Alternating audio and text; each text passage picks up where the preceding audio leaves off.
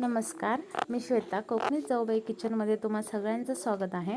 तर मी काल गुरुवार स्पेशल मालवणी पद्धतीचे शाकाहारी जेवण बनवलं होतं. त्याचा व्हिडिओ काल अपलोड करायला भेटला नाही, त्यामुळे मी आज टाकते तो व्हिडिओ. तर बघा, जाऊबाईंनी व्यवस्थित भाजी बारीक चिरून घेतलेली आहे. आता आपण ती मुळ्याची भाजी बनवूया. कढई घ्यायची, त्यामध्ये भाजी टाकायची आणि त्यात 2 मोठे कांदे टाकायचे, हिरवी मिरची टाकायची आहे आणि मीठ घालून भाजी व्यवस्थित मिक्स करून घ्यायची आहे. आता त्या भाजीमध्ये अजिबात पाणी टाकायचं नाही आहे, वाफेवरच भाजी व्यवस्थित शिजवून घ्यायची आहे. बघा, आपली भाजी व्यवस्थित शिजलेली आहे आणि पाणी सुटलेलं आहे त्याला. आता त्यामध्ये आपण खोबरं टाकूया आणि भाजी व्यवस्थित मिक्स करून घेऊया. बघा, भाजी आपली मुळ्याची खाण्यासाठी रेडी झालेली आहे. आता आपण लाल भाजी पण तशीच बनवायची आहे. बघा, व्यवस्थित बारीक चिरून घेतलेली आहे. त्यामध्ये कांदा आणि हिरवी मिरची टाकायचं आहे.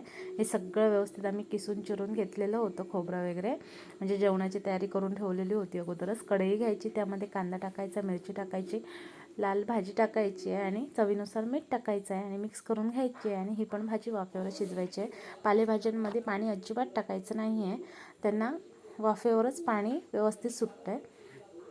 आणि भाजी बघा कशी आपली रेडी झालेली आहे. आता त्यामध्ये ओलं खोबरं टाकायचं आहे.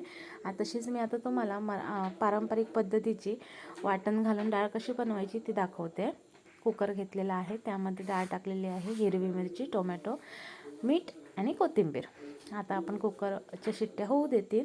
आता त्यासाठी वाटण लागणार आहे ते बनवूया. खोबरं घ्यायचं ओलं, त्यामध्ये हळद टाकायची आहे आणि ते व्यवस्थित बारीक वाटून घ्यायचं आहे. आणि इकडे आपली डाळ पण शिजलेली आहे. चला तर मग आता आपण डाळ बनवूया. तर त्यामध्ये हे वाटण टाकायचं आहे. ही पण बिना फोडणीची डाळ आहे, त्याला फोडणी द्यायची नाही या डाळीला. बघा, एकदा करून पहा, खूप सुंदर लागते. आता डाळीला उकळी आलेली आहे आणि त्यामध्ये मीठ टाकायचं आणि हिरवी कोथिंबीर टाकायची आहे. एकदा अशी डाळ तुम्ही करून पहाच, खूप आवडेल तुम्हाला, छान लागते अशी डाळ. आता आपण मोड आलेल्या मुगाची पण भाजी बनवूया. आता पॅन ठेवलेला आहे गरम करत, त्यामध्ये 2 चमचे तेल टाकलेलं आहे. त्यामध्ये कांदा टाकूया, टोमॅटो टाकूया आणि व्यवस्थित फ्राय करून घ्यायचा. आणि आलं लसूण आहे ती व्यवस्थित कुटून घेणार आहे मी खलबत्त्यामध्ये. त्यानंतर कढीपत्ता टाकूया. कढीपत्ता फ्राय झाल्यानंतर आलं लसूण कुटून घेतलेलं आहे ते टाकलेलं आहे व्यवस्थित.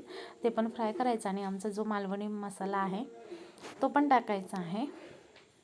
तो पण व्यवस्थित मिक्स करून घ्यायचा. आणि त्यानंतर मोड आलेले मूग आणि बारीक चिरून घेतलेला बटाटा व्यवस्थित धुवून त्यामध्ये मिक्स करायचा. चवीनुसार मीठ टाकायचं आहे आणि त्यामध्ये पाणी हे गरमच टाकायचं आहे, थंड पाणी टाकायचं नाही.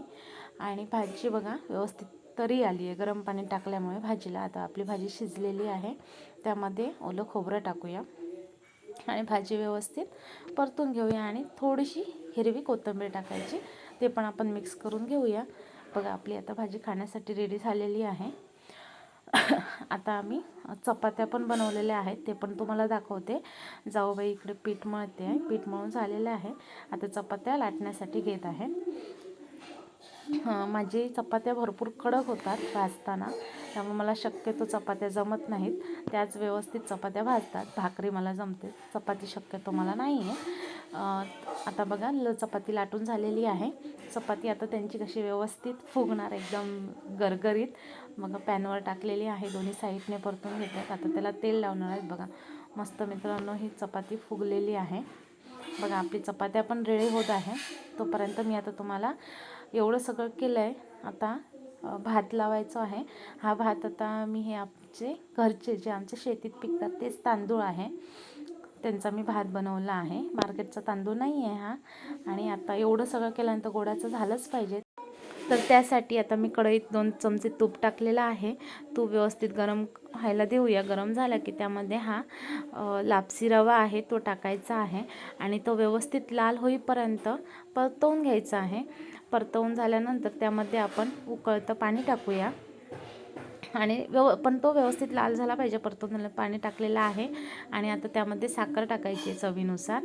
साखर टाकल्यानंतर त्यामध्ये दूध टाकायचे, अर्धी वाटी दूध टाकलेलं आहे मी. व्यवस्थित मिक्स करून घ्यायचं, त्याला वाफ काढायची आहे. वाफ काढल्यानंतर त्यामध्ये सुकामेवा टाकणार आहे मी, तुमच्याकडे जो अवेलेबल असेल तो, मनुका, काजू, बदाम वगैरे.